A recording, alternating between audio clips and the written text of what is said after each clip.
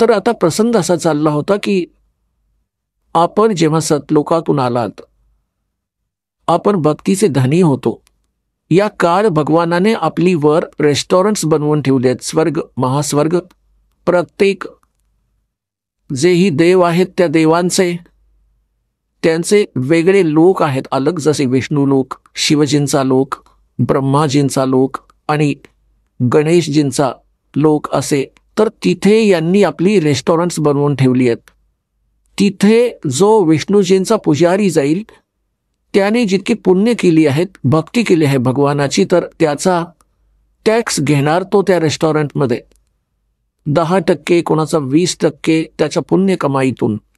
आणि तिथे सर्व सुविधा त्यांना देईन जशा हॉटेलमध्ये असतात.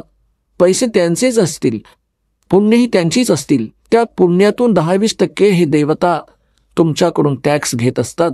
आणि जेव्हा तुमची ही पुंजी समाप्त होईल, पुण्य समाप्त झाल्यावर तुम्हाला 84 लाख योनीत गाढव कुत्रीचेही संस्कार असतील तिथे पाठवेल. आणि आता आपण जे सतलोकात कसे जाणार? आमची भक्ती शास्त्रानुकूल नसल्याने आमच्या पूर्वजन्माचे जे संस्कार होते ते सतयुग, त्रेता, द्वापार युगात क्षीण झाले. आता चौथे युग जेव्हा कलियुग आले, आता यात तुम्ही पाहता की कोणी प्राणी सुखी नाही, कोणीच सुखी नाही. भले वरून तुम्हाला कितीही चिकना चुपडा दिसत असेल आणि भले प्रधानमंत्रीही दिसत असेल, त्याला चैन स्वप्नातही नसते. काही ना काही असा ताण त्याच्यात घर करून आहे की तो सांगूही शकत नाही.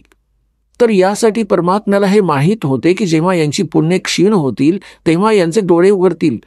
हे ती भक्तीही करून पाहतील, त्या संतांकडेही जाऊन भरकटून येतील ज्यांना हे संत मानतात, आणि तरीही हे आहे तसेच राहतील. तेव्हा आमच्या दासाकडे येतील. आणि तो असा मंत्र, समर्थांकडे ती शक्ती आहे की तुमच्या प्रारब्ध संस्काराच्या दुःखास प्रारब्धाच्या संस्कारासही तो बदलू शकतो. मासा घटे ना तिल बधे, विद ना लिखे जो लेख, और सच्चा सतगुरु मेट के ऊपर मार दे मेघ. आता सद्गुरु न मिळाल्याने बेड पूछ को पंडित पकड़े बादो नदी बिहंगा, गरीबदास वो भवजल डूबे जिनको नहीं साध सत्संगा. कबीर इस संसार को समझाऊं के बारे, ये पूछ पकड़ के भेड़ की और उतरा चावे पारे. साधना तर नकली करतायत आणि वाट पाहतायत सुखाची आणि मोक्षाची. म्हणतात संशय शोक सराय में सोतक दिन राती, और जीवत जग में जूती पड़े फिर जम तोड़े छाती. सत्साधना न केल्याने नेहमी तुमचे संशय आणि शोक ही दुःख कायम राहतील. आणि जीवत जग में जूती पड़े, इथे वेगळे कष्ट भोगाल. और फिर जम तोड़े छाती, यमाचे दूत पुढे खूप दुःखी करतील जे सत्साधना नाही करणार. तर इथे काय सांगतात परमात्मा, आता जी साधना तुम्ही करत होता ती शास्त्रविरुद्ध होती, आणि ज्या भगवानांवर ती सीमित होती ते भगवान कंप्लीट नव्हते. ते स्वतः नाशवान आहेत, त्यांचे जन्ममृत्यू होतात. परंतु सद्गुरू मिळाल्याने तत्वज्ञान रूपी प्रकाश आम्हाला मिळतो आणि त्याच आधारे आपण आपल्या त्या मार्गावर चालतो. कबीर साहेब म्हणतात, पीछे लग गया जाऊं था मैं लोक वेद के साथ, रस्ते में सतगुरु मिल गए वो दीपक दे दिया हाथ.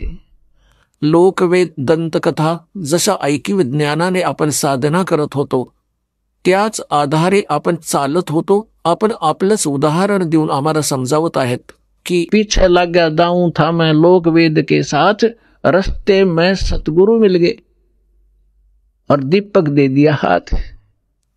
हा तत्वज्ञान रूपी टॉर्च दिला, कंदील दिला. आता याच्या प्रकाशात आपण खड्ड्यात दलदलीत काट्यात जाणार नाही. याच्या प्रकाशात आपण सुमार्गावर चालत ध्येयापर्यंत पोहोचू. आपण ऐकत होता जगद्गुरु तत्वदर्शी संत रामपालजी महाराज यांचे मंगल प्रवचन, ज्यांच्या शुभ आशीर्वादाने संपूर्ण विश्वामध्ये 500 पेक्षा जास्त नामदीक्षा केंद्र आहेत, जिथे निशुल्क नामदीक्षा दिली जाते।